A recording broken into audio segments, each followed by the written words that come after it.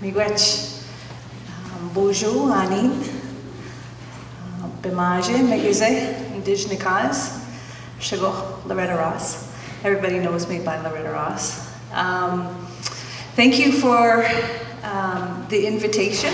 It took me a little while. I had an email on my calendar to be here, and I was trying to find out a little bit more information and trying to find out who the contact person was. And so luckily I met Steve right off the hop, and so I'm truly honored to be here today and to spend time with you and to get to know you. And I was very happy. I sat in on the very tail end of Alan Sutherland's presentation.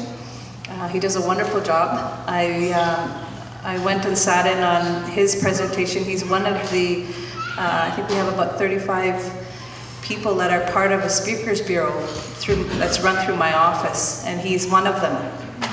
And during my first week on the job, I had asked for a list of the speakers, where they would be speaking in the next little while, so that I could go and partake and see what that was all about. And he was one of the ones. In fact, he was speaking at my son's school.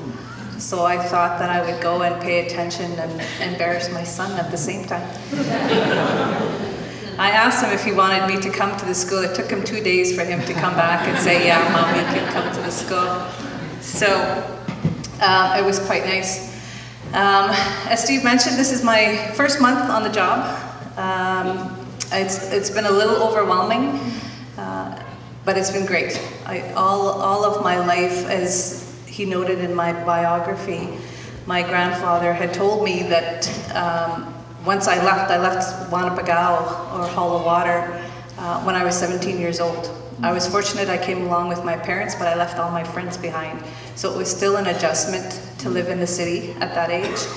And he said to me, when you leave, you're always going to be, when people see you, they're going to be seeing us, all of us, as Indigenous people, as Indians, right? That was the word that was used more often. When they see you, they're going to see all of us. You're going to be representing all of us. So remember that in all that you do.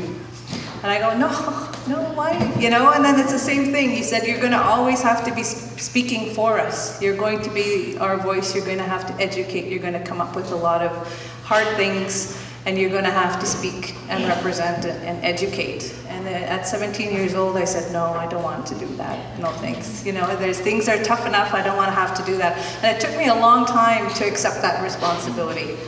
And I faced a lot of things, a lot of discrimination, a lot of hardship, and realized that I could be angry about it, about what I was being faced with, for being an Indigenous person and being an Indigenous woman. It was, it was tough at that time. As he said, that was 30 years ago now. Things were a lot different 30 years ago than they are now, thankfully. I'm a mother of 4. And my daughter is 16 years old, and so she's at that same age, roughly, that I was when I started to understand who I was. And as we grew up at Hollow Water, there was we call it MASH, right? There's a number of communities in our area. Hollow Water is the H in MASH. But we have Manigataugan, which is largely a Métis community. Agaming, which is also largely Métis or non-status. Seymourville, which is also Métis, and then H is for Hollow Water, which was the reserve, or Whole River as we called it there. So that we were all related in some way, we were all connected, and we all went to the same school. So for us, there was no difference. And we did have non-Indigenous there, but I don't remember ever feeling and looking at them differently than us. But when I left, I went from a place where we were the majority, right? The majority of us were brown, and came to the city where I was quickly found out that I was in the minority and didn't understand what that meant. And when we were in school and when we learned about the treaties through the curriculum, we learned, and I learned, that we were put on reserves as Indians. And we lived in teepees, and we did all of these things. And I remember looking around and going, well, who are these Indians, right? Who are they, and where did they go? And but that was what was taught. And then they said we were put on reserves.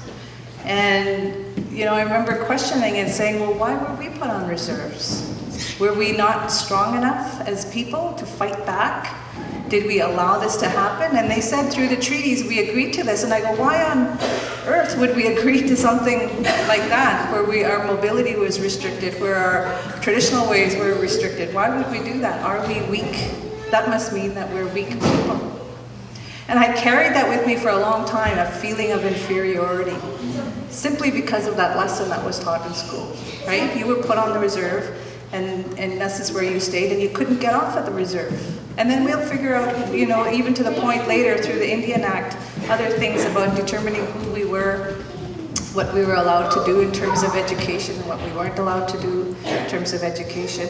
So I carried that feeling of inferiority for a very long time. And it was a struggle to go through that.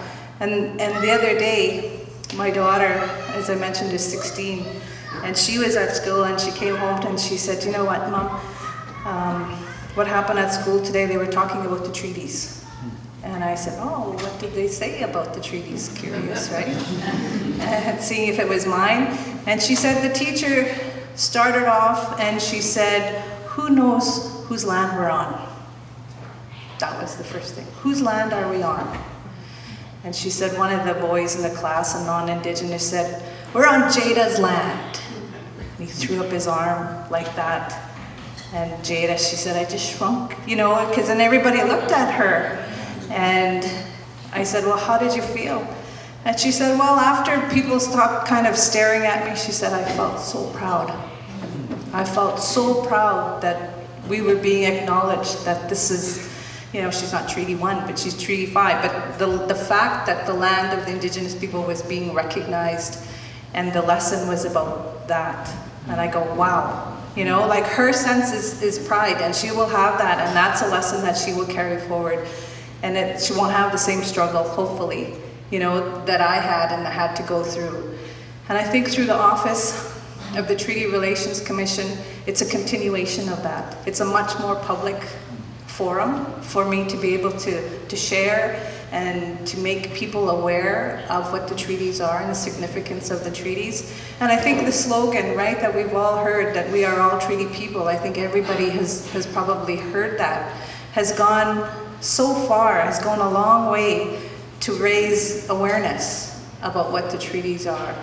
And I think now what we have to do is we have to create an understanding of what the treaties mean, because I think there's a big difference between being aware of something and to truly understand what that something means. So during my term, however long that may be, that's part of my focus, is to continue the awareness, because I think absolutely we're not done by any means in terms of raising awareness about the treaties, but to go further and to look at the awareness. And for us individuals, Indigenous and non-Indigenous, to look internally at ourselves, at our history in Manitoba and across the prairies, and to be brave enough to say, hey, you know what, maybe we should take a good look at this. Let's look at what we didn't do right, what went wrong, and how can we make those changes going forward. It takes a lot of courage and bravery and honesty and patience, and I think all of those values you can find in our cultures, whether you're Indigenous or you're non-Indigenous. And I think if we go to those values, those core values that we as individuals carry, that we can do that, and we can look at the treaties from that forum and that place. And truly, as Henry has said, go forward and make things better, not only for us, but for our children and our grandchildren and others to come. So with that, my office is open all the time. We're having an open house Thursday afternoon for anybody that wants to come by, 175 Hargrave. And I welcome you all, for sure. We wish.